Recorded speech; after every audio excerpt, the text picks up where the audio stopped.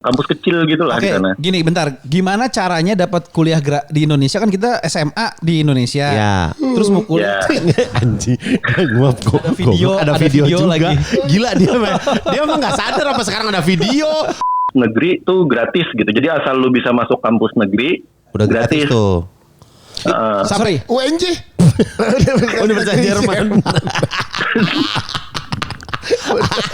UMM, Universitas Muhammadiyah Munchen.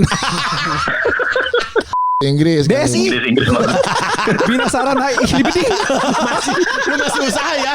Ya masih usaha pakai Ihlibeding ya lu. Jadi nggak dapat yang lain. Iya. Anjing. Yai. Iya. Yayasan anak Ihlibeding. Dia bilang emang masuk Jerman gampang bang, tapi lulusnya Tapi susah. lulusnya Iya, betul. Iya, lulusnya susah. Benar. Gua 3 tahun sih Katanya S2. lulusnya itu salah satu harus nahan sundulan Bierhoff.